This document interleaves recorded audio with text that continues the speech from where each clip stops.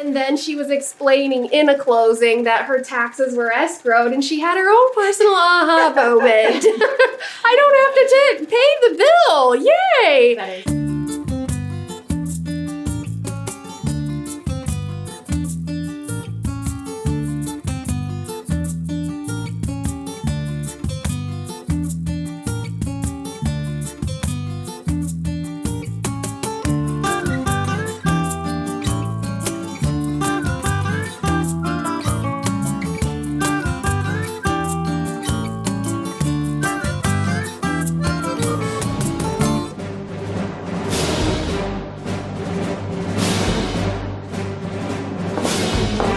Ladies, what in the world with all the black? Did I miss the memo? Is there a funeral or something?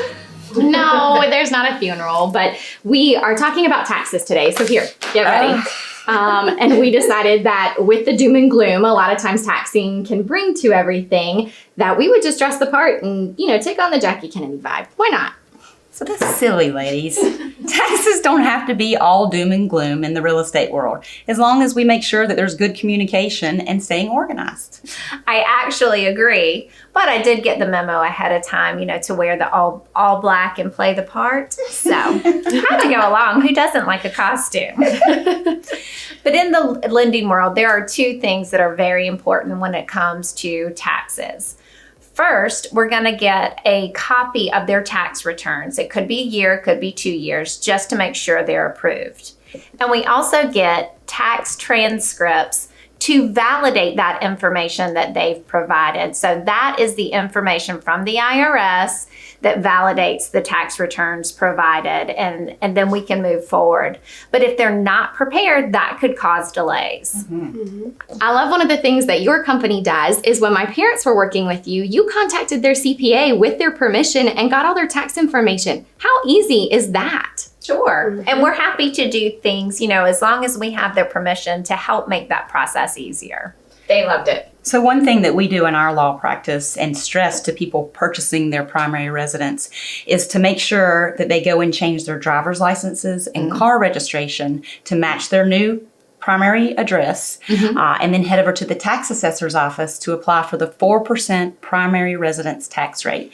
Anytime the county sees a deed switch owners, they automatically move it to a 6% tax rate, and it does make a substantial difference when the taxes come out.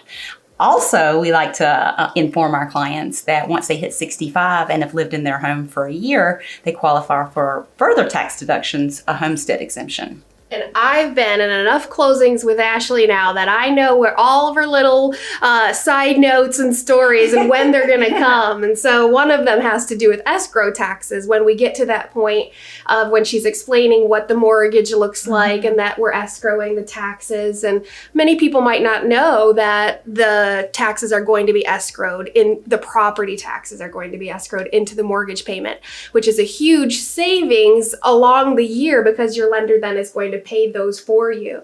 Ashley likes to always tell a little story about how she saw the tax bill come. She got her checkbook out. She was going to write the check. And then she was explaining in a closing that her taxes were escrowed, and she had her own personal aha moment. I don't have to pay the bill. Yay! That is great. But that's just a part of it.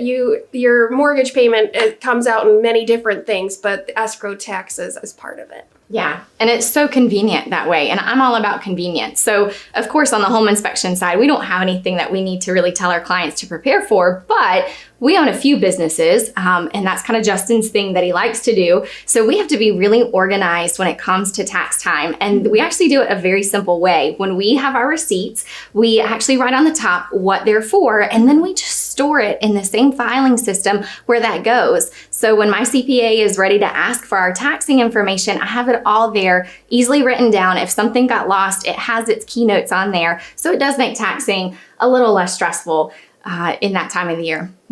Absolutely. Enough doom and gloom at this point of taxes, because like you said, with the right team in play, it's not stressful.